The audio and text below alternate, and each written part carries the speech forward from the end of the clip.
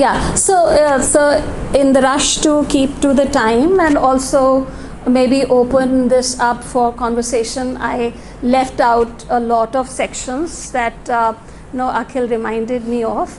And I think a category that Akhil said, the returnees, is an extremely important category in the entire trajectory of citizenship, and it figures differently in different regimes of citizenship.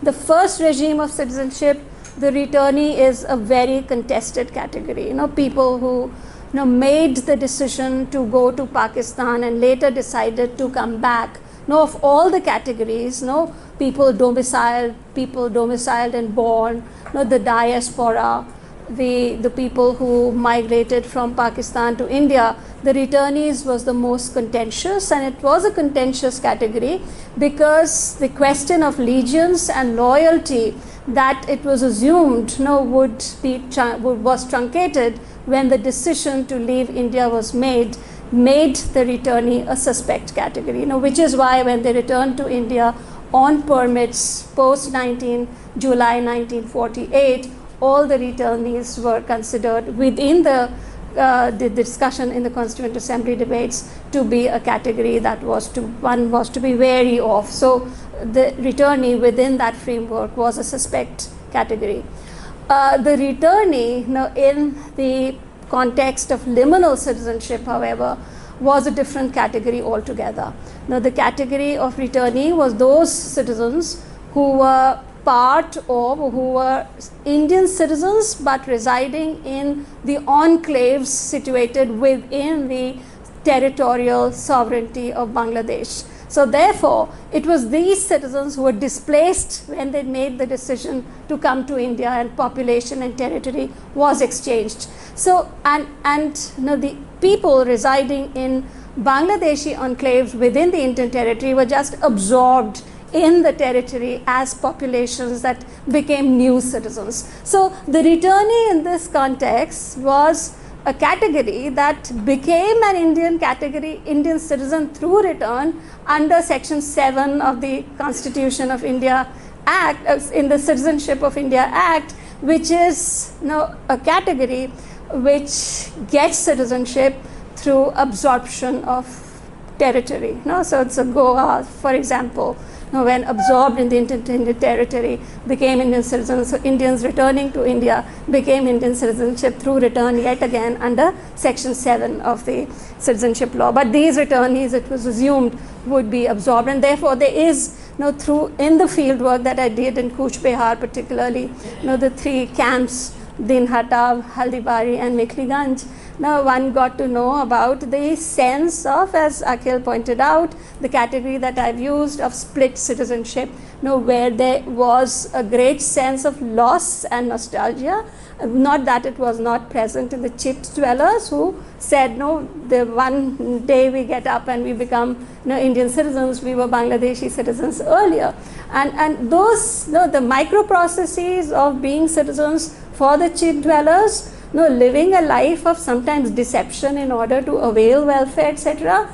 And then the returnees who suffered split citizenship because of what they left behind. And the kind of expectations that they had with the Indian state were not fulfilled, apart from the fact that they become documentary citizens. So they have the Aadhaar card, they have the EPIC card, and they all voted for the first time. And the promise, and Anamika tells me she's done her field visit more recently, so those who were living in camps are now in the flats that have been made for them, but they don't have ownership of those flats. So this dissociation from land that is lost, and for the chit dwellers, the land that they'd been cultivating for long and which was there through oral kind of community and understanding that this is where they've been living and tilling, and that's their livelihood associated with land. The exchange of territory and the new terminology, the land becomes khatiyan, so that's the land which is of the state, and therefore they need to then prove that this is their land. So the returnees were configured differently. Now, in the context of federalism, it's if you recall the debates within the parliament on the CAB in December 2019, the Rajya Sabha is where the CA was passed with a very narrow margin, no? And those debates were very, very interesting. They reflected on the way in which governments and states responded to the CAA and passed resolutions opposing the CAA in some contexts, the NPRC, CAA and NRC in other contexts. However, having said that, and of course Kerala, Tamil, Kerala also filed an affidavit among the only states that did. So there is a way in which the federal processes unleashed a resistance to the CAA. However, if one was to think about federalism and CAA, and by the way, the Assam Accord actually ceded the power of deciding citizenship from the state to the central government. So the central government would issue citizenship certificates. So if we were to talk about federalism and citizenship, and also think about the bill that has been just passed by the Jharkhand government,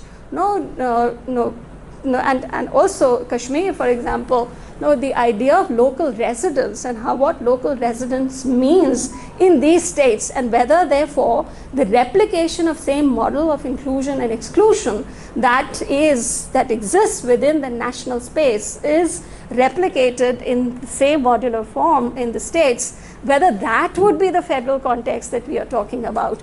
And therefore, to Akhil, if we were talking about federal processes and federal contexts in which one could possibly think about citizenship as something that would be specific to non-national spaces, whether those non-national spaces would be democratic, and then therefore that's a question that we need to perhaps ask.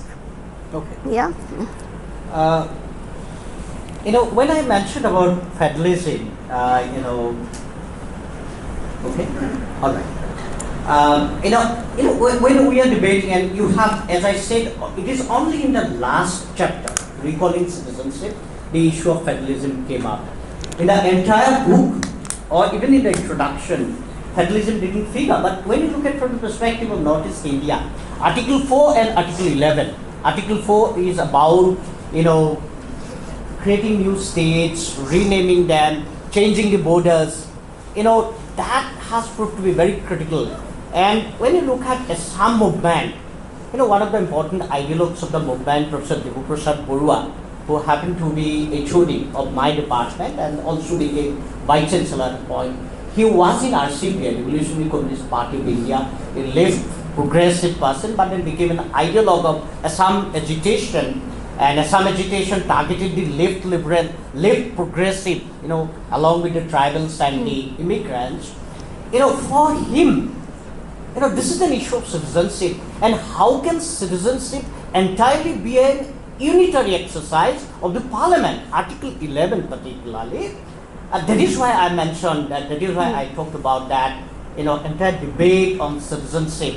The issue of federalism hasn't figured prominently and comprehensively. It has figured only in terms of resistance that has come up against Ka from the non-NDA or non-BJP ruled states. I think that needs to be filled up, not necessarily by Professor Roy, whoever are working on citizenship. This is one issue. The second is NRC and Ka. As I said, Ka, CAA. That needs to be, clear.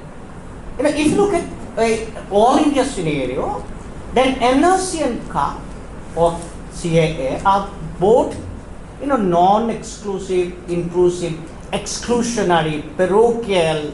You can give any term, xenophobic. But if you look at Assam's experience, the NRC and Ka are entirely two different processes, and that's interesting. That needs to be located in the local history. I'll just give you a few examples and I'll not elaborate it. In 1979, Assam agitation started. In 1980 February, in the pages of EPW, there was an article published written by Professor Hiren Gohain. The title of the article was Cudgel of Chauvinism, and that generated a debate, very comprehensive debate on Assamese nationality question that was named as Little Nationalism Turned Chauvinist. Now, the lead article was written by Professor Amolendu Guha, who had also written the famous book Plantaraj to Saraj, and that is the only book on the political history of Assam, of the colonial period. So, if you look at the debate, Professor Sanjeev Borua, who is in Bard College, he contested both Hiren Gohai and also Amolendu Guha, pointing it out that you shouldn't see the movement only from the perspective of the violence that it generated. You also need to look at the movement from the perspective of kind of suppression, kind of atrocities that a smaller nationality faced. So his article was titled as Tangled Nationality Question. It's not Cudgel or it's not hegemony, it's not xenophobia. Xenophobia, I don't remember whether he used the term or not. Now, look at Professor Hiren Gohai, called it Cudgel of Chauvinism, defended NRC, and Professor Sanjeev Borua, defending Assam movement, calling it a tangled nationality question, in a way discarded NRC. I think this is also locational. Professor Hiren Gohai, who has defended NRC, he is called Zatidrohi in Assam, pro-Bangladeshi, pro-immigrant, pro-Bengali, and called xenophobic by those who are critiquing NRC. I think this is important. These are the differences. I myself has defended, and I was talking to Professor Roy yesterday.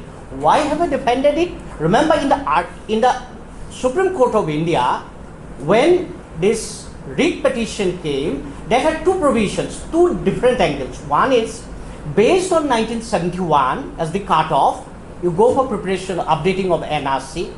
The second one, and that was more important, that nullify 1971, make it unconstitutional, which has gone to the constitution bans, which has not given body. We were so apprehensive because during the Assam agitation also, this was very important, whether it will be 1971 or 1951. 1951 was the movement groups were insisting on make it 1951 because in the constitution 1948, 19 July is the cutoff, and why are you making 1971 for us? But because of the circumstances, there's Professor Gohai, left political parties, many other progressive forces said that no, you cannot alter history now. These people have come, there was a specific situation, let us accept 1971. 1971 was legitimized by these people, and also for that they were threatened, even were beaten up on the street. Now they are defending 1971, very apprehensive if the constitution tomorrow, the constitution bench tomorrow says that 1971 is unconstitutional. It doesn't go along with the constitutional provision or citizenship provisions for the country as a whole. What will happen?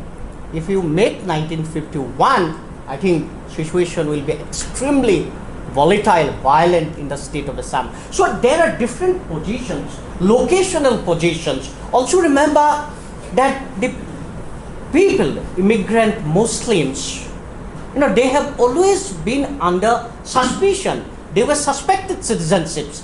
NRC, if their names have been entered, have got their entry into the citizen. NRC said they are coming out of that shadow. So there was a growing consensus. Remember, this incumbent government has therefore delegitimized the NRC. They are not accepting NRC. They have rejected NRC. They are asking for 100% re-verification of NRC. So what I'm suggesting is that if I see it from my position, so NRC is something different. We are defending NRC on different counts, and many people are critiquing NRC from some different vantage points. But we have other propositions. Just I'll sum it up. Assam movement started in 1979. The demand was 1951, 28 years gap. 1985, Assam Accord was signed, accepted 1971, 14 years gap. 2019, you are updating NRC 1971, 48 years gap. These are quite impossible. You cannot make somebody illegal of now after 48 years of their stay in the state. So we have to move ahead, and our position has been that we have to create a consensus, we have to create a debate. Let's make 1971 as the constitutional safeguards for the people living in Assam, and make everybody who have got entry and into the who had applied for NRC. Now there's a figure, 3.3 crore population in the country. Sarbananda Sunwal, for example, didn't Chief Minister, when the first draft was about to be published, he appealed to the people of Assam, calling that 3.3 crore population of this state. It is the responsibility of the government to protect their life, liberty, property, and so on and so forth. Now, why do you get this figure, 3.3 crore? It's not census figure. It is the number of applicants who applied for NRC. So our suggestion that make everybody, whoever have applied for NRC, make them the legitimate citizens of the country, and make 1971 the cut-off date for giving constitutional safeguards. So that has been our position. Okay, thank you. All right.